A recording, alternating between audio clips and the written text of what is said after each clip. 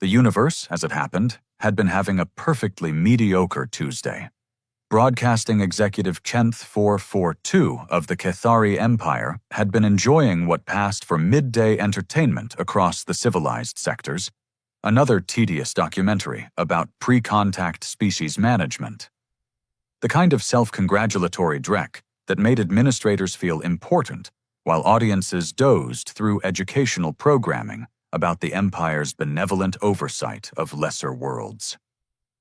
Today we examine the fascinating behavioral patterns of isolated planetary cultures, droned the narrator, whose voice possessed all the charisma of a malfunctioning food processor. Note how these primitive societies create elaborate mythological frameworks to explain natural phenomena they cannot comprehend. Kenth 442 wasn't really watching. Nobody was. The documentary played on 17,000 screens across the mid-rim territories, background noise for bureaucrats filing reports about substrate taxation rates and atmospheric composition requirements. Standard procedure. Broadcast improving content to maintain the illusion of cultural advancement while everyone focused on more pressing concerns, like next quarter's asteroid mining projections. The documentary cut to footage of some unremarkable blue-green planet in the outer spiral. Typical backwater world, single moon, moderate gravitational well, inhabitants who hadn't figured out faster-than-light travel. The camera panned across landscapes that looked generic enough to represent any of the 12,000 catalog worlds awaiting eventual integration into galactic commerce networks. Translation. Places too insignificant to bother conquering. These beings construct crude narratives about sky-dwelling entities, the narrator continued, displaying the predictable pattern of pre-technological civilizations attributing unknown phenomena to supernatural intervention. Kenth 442 reached for his stimulant beverage, wondering how the documentary producers managed to make xenoanthropology sound even more boring than usual when every screen in his office went black. Complete signal termination across all channels. Not a flicker, not static. Dead air that felt somehow intentional. Technical difficulties, muttered Kenth 442, jabbing at his control interface. Standard protocol demanded immediate backup channel activation, but the backup channel showed the same thing. Nothing. Then the screens blazed back to life, displaying something that definitely wasn't approved programming. A crude transmission, primitive by any reasonable technical standard, but broadcasting with impossible signal strength. The kind of raw power output that should have required a Class 7 amplification array, not whatever jury-rigged equipment was clearly responsible for this interruption. The image resolved into what appeared to be a bipedal organic entity sitting behind some kind of makeshift communication terminal. The being looked directly into the camera with an expression that Kenth 442's translation software unhelpfully labeled as confident smugness. "Greetings, Galactic Neighborhood," the being said in a voice that somehow managed to sound both casual and deeply annoying. "We know you can hear us because, frankly, your communication security is embarrassing. We've been listening to your broadcasts for quite some time now, and we have some thoughts." Kenth 442 nearly choked on his beverage. His office communication device started chirping with incoming priority alerts from colleagues across the sector. "This is Broadcasting Control. We have unauthorized signal override on all primary channels," crackled his supervisor's voice through the intercom. "Technical analysis shows transmission origin from Sector 7 Gamma, but that's impossible. No registered civilizations in that region possess broadcast capability." On screen, the unknown being continued talking with the casual confidence of someone who clearly didn't understand they were committing approximately 47 different categories of galactic law violations. "Now, we realize this might seem presumptuous," the entity said, consulting what appeared to be handwritten notes. "After all, we're just the locals from what you've been calling Catalog World 7 Gamma Delta 9. Charming designation, by the way. Really captures the personal touch. Kenth 442's secondary screen lit up with emergency communications from broadcast stations across 12 star systems. Every facility reporting the same phenomenon. Complete signal hijacking by an unknown source with impossible transmission power. Sir, we're getting reports from monitoring stations throughout the sector. His assistant's voice came through the intercom, pitched higher than usual with barely controlled panic. Whatever's broadcasting this signal is overpowering our entire network. They're broadcasting on frequencies that should require industrial-grade equipment, but spectral analysis suggests they're using technology we don't recognize. The being on screen turned a page of their primitive notes with deliberate slowness. We've been meaning to introduce ourselves properly for some time now, they continued. But honestly, your conversation topics weren't particularly compelling. Substrate taxation and mining rights? Really? That's the best you can do with faster-than-light communication? We have primitive radio networks that generate more interesting content. How are they accessing our broadcast network? Kenth 442 demanded into his communicator.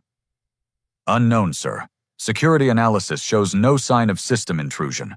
They appear to be simply overpowering our signals through brute force transmission strength. But the power requirements should be beyond the capabilities of any pre-contact civilization. The being leaned forward slightly, and their expression shifted to something Kenth 442's software labeled as predatory amusement. Oh, and about those pre-contact civilization classifications, the entity said, as if responding directly to the conversation happening in broadcast control centers across the galaxy. We need to discuss your record keeping. Some significant inaccuracies there, but that's a conversation for later. They stood up from their improvised broadcast position, and the camera angle revealed they were operating from what appeared to be converted agricultural storage facility. Crude by galactic standards, but clearly functional enough to hack the most sophisticated communication network in known space. For now, we just wanted to let you know that we're ready to talk. Properly this time, not your usual primitive species management approach, but actual conversation between civilizations that have things to offer each other. The transmission held for another moment, the being looking directly into the camera with an expression that somehow managed to convey both friendliness and veiled threat.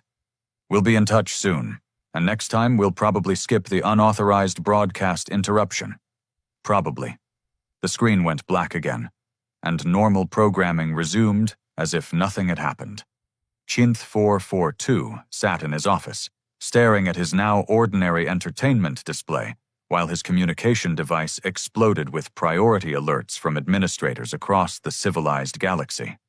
The universe was no longer having a mediocre Tuesday. The Zephyrian Mathematics Collective had been working on the transmission for 6 standard rotations without sleep, which for their species meant approximately 3 days of obsessive number crunching. Their computational arrays filled an entire crystalline chamber, pulsing with bioluminescent calculations as they attempted to decode what they insisted was clearly an encrypted mathematical theorem. The frequency modulations follow a precise sequential pattern, announced primary mathematician Vel Kin, her tentacles dancing across holographic displays.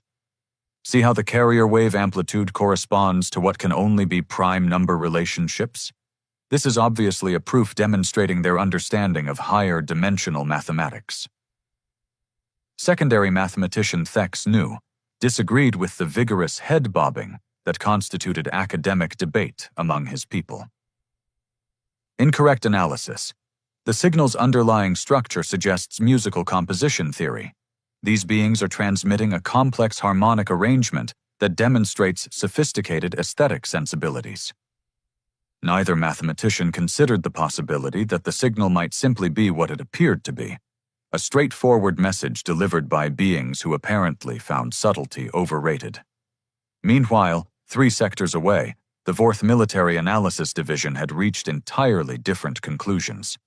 General Krex Vak studied the transmission data with the grim satisfaction of someone finally vindicated after decades of warning colleagues about potential external threats. "This is clearly a declaration of hostilities," he informed the assembled War Council, his scarred exoskeleton catching the harsh light of the briefing chamber. "Note the aggressive posture of the transmitting entity.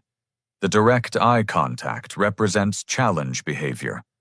The casual dismissal of our technological capabilities constitutes strategic intimidation." "Sir," interjected Intelligence Officer Zanko, "linguistic analysis suggests the transmission contains elements of what their species might consider humor. The phrases about taxation and mining rights appear designed to generate amusement rather than fear." General Krexvak's mandibles clicked dismissively. "Psychological warfare. They mock our administrative functions to demonstrate contempt for established authority structures. Classic pre-invasion strategy." "But sir, they specifically mentioned wanting to have conversations. Negotiations from a position of strength. They've demonstrated ability to penetrate our most secure networks. Next comes the ultimatum." The general gestured at the tactical displays showing troop deployment options across 17 different star systems. "I recommend immediate defensive positioning around critical infrastructure targets." The intelligence officer decided not to mention that the beings had ended their transmission with what translation software interpreted as a polite farewell. In the philosophical gardens of Nethara Prime, the situation received an entirely different interpretation. Elder Contemplator Sesh Varen meditated beneath the floating crystal formations, while junior philosophers debated the transmission's deeper meanings. "Consider the existential implications," mused Contemplator Yith Ila, her gossamer wings shimmering as she hovered near the memory pools. "These beings speak of readiness for actual conversation. This suggests they perceive current galactic discourse as somehow inauthentic." "Perhaps," replied Contemplator Nexvor, "but examine the linguistic structure. They reference things to offer each other, implying transactional relationships rather than pure intellectual exchange. Their consciousness appears to operate within commodity frameworks." Elder Sesh Varen opened one ancient eye. "You're both overcomplicating this. The transmission's most significant element is its directness.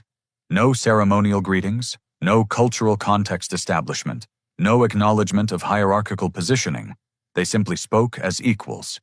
The younger philosophers exchanged glances. Among the Nethara, suggesting someone might be equal to someone else without proper philosophical justification bordered on radical thinking." "Elder," ventured Contemplator Ith Ila, "surely you don't mean they consider themselves equivalent to established galactic civilizations. They haven't demonstrated mastery of higher consciousness techniques or temporal perception enhancement." "Haven't they?" The Elder's remaining eyes opened slowly. "They penetrated our communication networks, delivered their message to every civilized world simultaneously, and departed before anyone could respond. Sounds like fairly advanced temporal manipulation to me. Back in the Kethari administrative centers, Xenolinguist 4th Class Morek 233 had been assigned the tedious job of producing an official translation for bureaucratic records. Unlike his colleagues in other civilizations, he possessed the unremarkable qualification of actually listening to what the beings had said rather than interpreting it through cultural assumptions. His preliminary report sat on his supervisor's desk, ignored in favor of more pressing concerns, like updating the incident classification codes and determining which department should handle unauthorized broadcast violations. "Supervisor Kenth 442, Morek 233 said, entering the office with his translation pad. "I've completed the linguistic analysis of the transmission. The language structure is remarkably straightforward. No hidden meanings, no cultural metaphors, no encrypted information. They meant exactly what they said."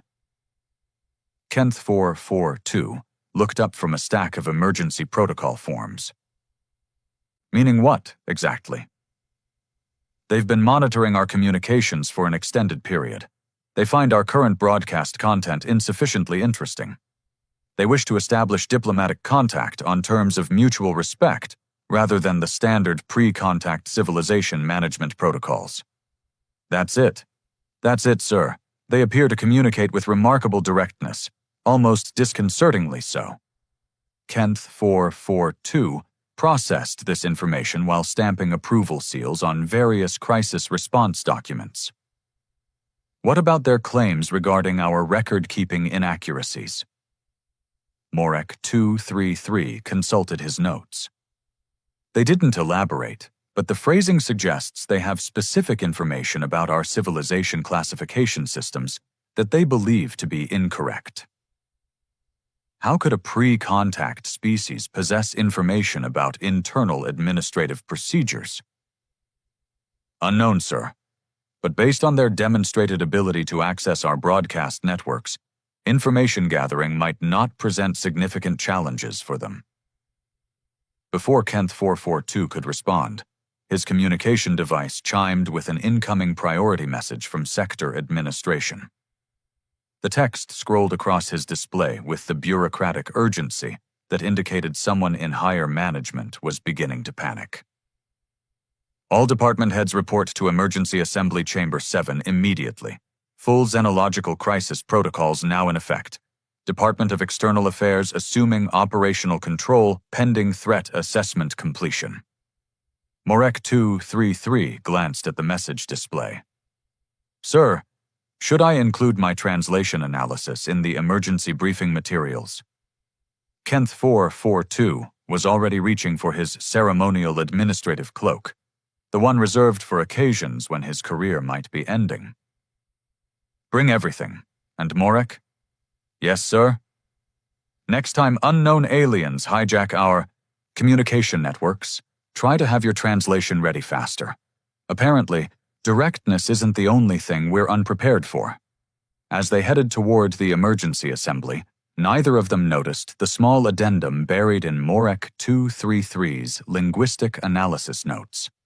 A reference to certain phrases in the transmission that suggested the beings possessed knowledge of specific Cathari cultural practices that weren't included in any external databases, information that should have been impossible for any pre-contact civilization to acquire. Archive technician Dex Cole had spent 12 years managing historical data files in the basement levels of the Cathari administrative complex, a career path that guaranteed both job security and social invisibility, which explained why nobody had bothered to inform him about the current crisis before he stumbled across the connection that was about to ruin everyone's day. He'd been cross-referencing emergency protocol activation records when his search parameters accidentally pulled up restricted anthropological survey files dating back several centuries. Routine data maintenance, except the file access logs showed recent activity from multiple departments that supposedly had nothing to do with primitive species research. That's odd, Dex Cole muttered, pulling up the detailed records. The files contained observation reports from something called the Discrete Cultural Monitoring Initiative, a program he'd never heard of despite supposedly having administrative access to all departmental archives. The first report made him sit down hard in his ergonomic chair.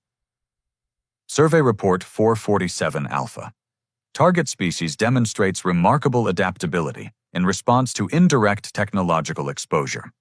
Recommend continued passive observation to document cultural evolution patterns. Note: subjects appear to incorporate witnessed phenomena into mythological frameworks with impressive consistency.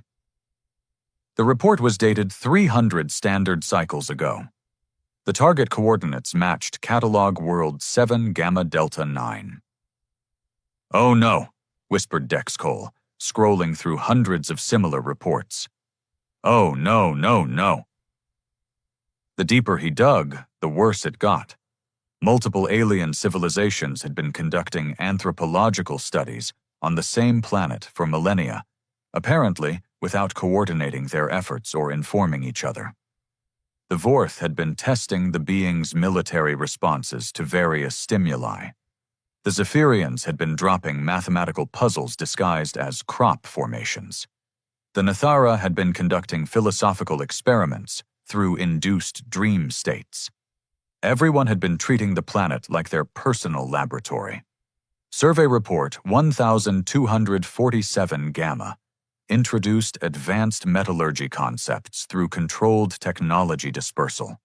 Subjects successfully reverse-engineered basic propulsion principles within acceptable parameters. Cultural adaptation remains within predicted ranges. Dex Cole's hands trembled as he accessed the cross-referenced files. Equipment malfunction reports. Accidental crashes. Technical failures that weren't failures at all, but deliberate technology transfers designed to see how quickly the subjects could adapt. His communication device chimed with an incoming message from his supervisor. Emergency data retrieval request. All files related to Catalog World 7 Gamma Delta 9 to be forwarded immediately to Crisis Management Team Alpha. Too late for that, as it turned out. Dex Cole opened the most recent survey report, filed just 2 standard rotations before the broadcast interruption. The author was listed as field researcher Yex Tonara, apparently embedded in something called a long-term observation post.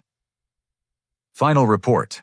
Subject species has achieved breakthrough in quantum communication detection. Recommend immediate cessation of all monitoring activities. Subjects appear to have developed capability to intercept our standard communication protocols. Several instances of subjects staring directly at concealed observation equipment suggest awareness of surveillance activities. Request extraction authorization. The timestamp showed the report had been filed 18 hours before the broadcast interruption. Dex Cole scrolled to the emergency addendum, filed 2 hours later. Extraction impossible. Subjects have surrounded observation facility with primitive but effective containment field. They're broadcasting our previous communications back to us through jury-rigged amplification equipment. They know everything. Repeat, they know everything. His desk communicator exploded with incoming priority alerts, but Dex Cole was reading the final entry in the file, submitted just 6 hours before the galactic broadcast. Personal log. Field researcher Yex Tonara. The subjects have provided me with what they call coffee and explained that they've been aware of our presence for approximately 50 of their local years. They find our research methodology charmingly naive and have compiled detailed critiques of our observational techniques. They've also prepared what they describe as presentation materials for when they're ready to introduce themselves to the broader galactic community. I have been invited to attend this presentation as their guest. I believe I'm going to accept. 3 levels above, in Emergency Assembly Chamber 7, Crisis Management Team Alpha was receiving briefings from every major civilization about their interpretation of the mysterious broadcast, while completely unaware that one of their own technicians had discovered why all their theories were completely wrong.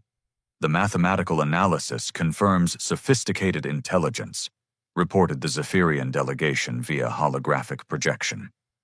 We recommend immediate cultural exchange protocols. General Krexvak's scarred form dominated the Vorth section of the chamber. Threat assessment indicates hostile intentions. Recommend preemptive defensive measures. The Nathara, representative materialized in a shimmer of gossamer light. Philosophical evaluation suggests existential challenge to current paradigms. We propose extended contemplation period. Administrator Genth Vex, who had the misfortune of being in charge during the crisis, gestured for order. Has anyone discovered how they gained access to our communication networks? A chorus of negative responses filled the chamber, each more confidently wrong than the last. Technical analysis shows impossible power output for their developmental level, reported the Cathari Engineering Division. Linguistic patterns suggest cultural frameworks incompatible with established diplomatic protocols, added the translation department. Economic modeling indicates insufficient resource base for the technology they've demonstrated, concluded the Commerce Guild representatives. Everyone agreed the situation made no sense according to their established models of how pre-contact civilizations were supposed to behave, which might have been more troubling if any of them had bothered to question whether their models bore any relationship to reality. In the basement archives, Dexcol discovered the final piece of evidence that was going to transform this crisis from embarrassing to catastrophic. A message file, apparently uploaded through their own communication systems during the broadcast interruption.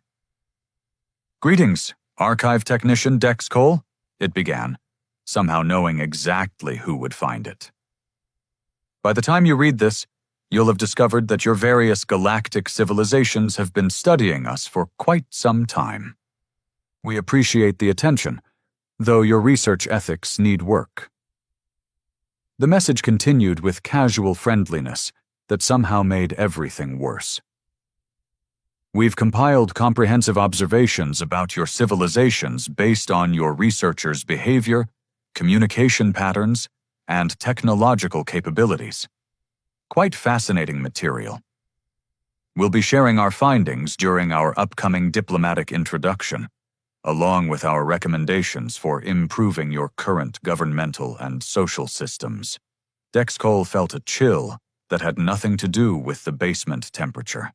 "Please don't worry about field researcher Yex Tonora.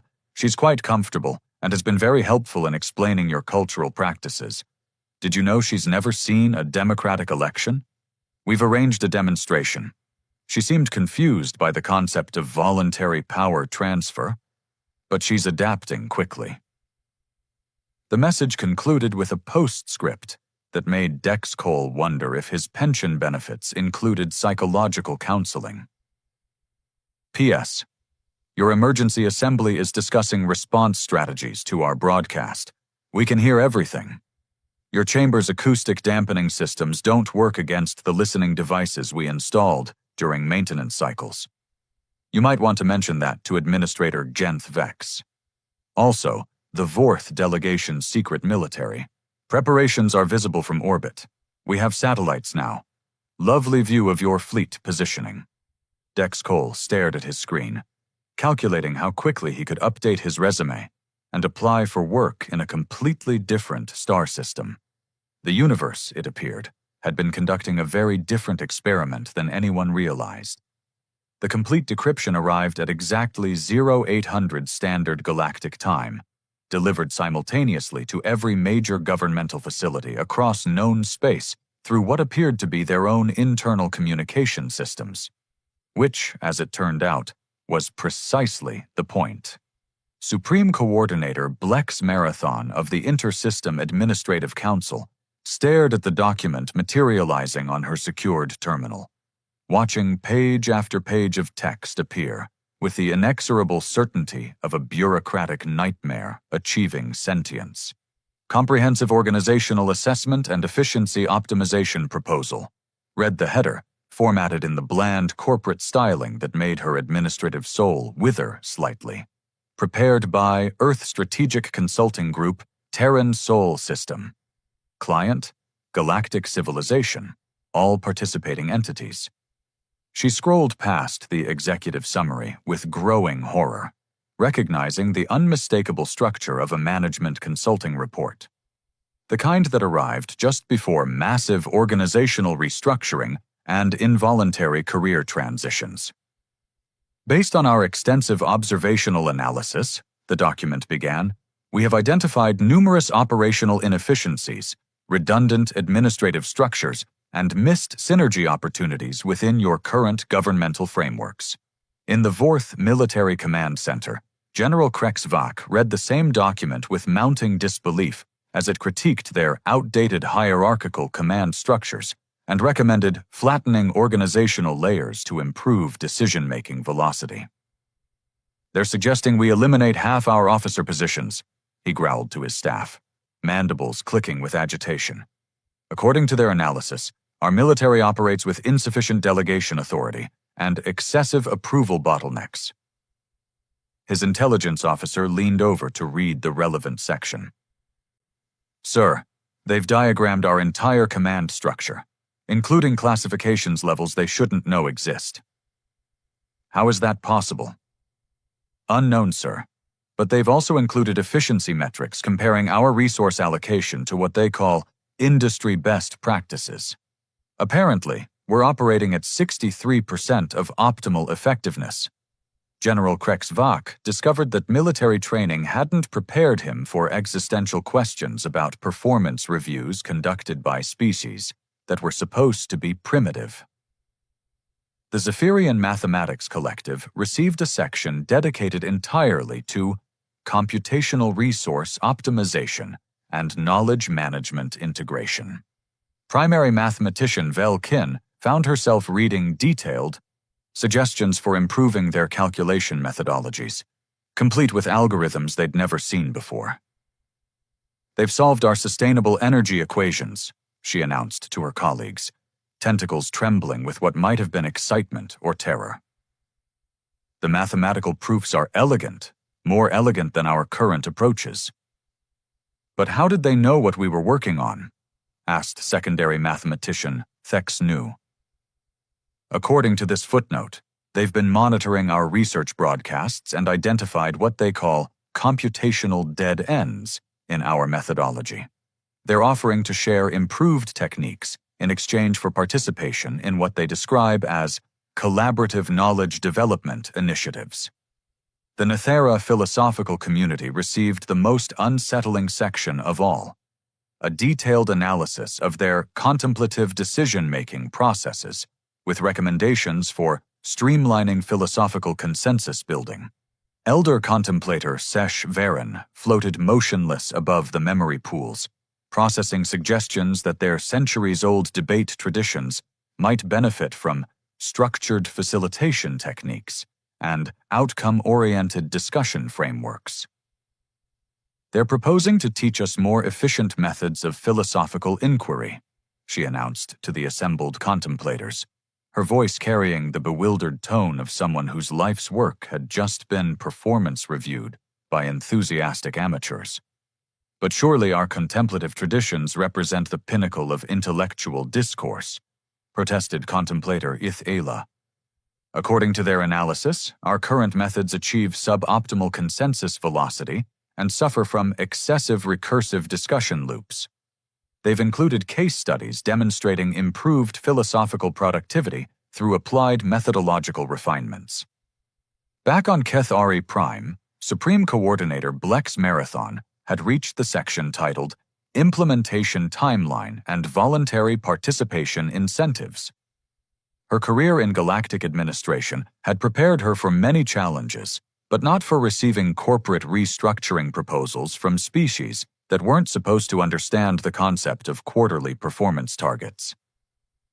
Phase 1 involves establishing formal diplomatic relations through standard recognition protocols, she read aloud to her emergency council. Phase 2 introduces collaborative efficiency improvement programs across all participating civilizations. Phase 3 implements comprehensive governmental optimization strategies based on comparative analysis of successful organizational models. Her deputy coordinator raised a trembling appendage. "Supreme Coordinator, what are the participation incentives they mention?" Blex Marathon scrolled to the relevant section, her expression growing increasingly hollow. "Access to improved technologies, enhanced resource allocation methodologies, and what they describe as innovative social coordination frameworks that have eliminated most forms of internal conflict within our species. And if civilizations choose not to participate? They've included a risk assessment analysis. Non-participating entities will experience what they call competitive disadvantage acceleration as participating civilizations implement superior operational efficiencies." She paused, reading the fine print. "They've also noted that they've already shared these optimization proposals with 17 other species beyond our current galactic administrative zone." The council chamber fell silent as the implications settled in. They were being presented with a choice between voluntary participation in their own organizational restructuring or involuntary obsolescence, as their neighbors adopted superior management practices. The document concluded with a cheerfully professional closing statement that somehow managed to be more threatening than any military ultimatum. We look forward to productive collaboration opportunities and mutually beneficial efficiency improvements. Please respond within 30 standard rotations to schedule your civilization's initial consultation session. Earth Strategic Consulting Group will be establishing permanent diplomatic facilities on Kepler Station next month. Light refreshments will be provided during all initial meetings.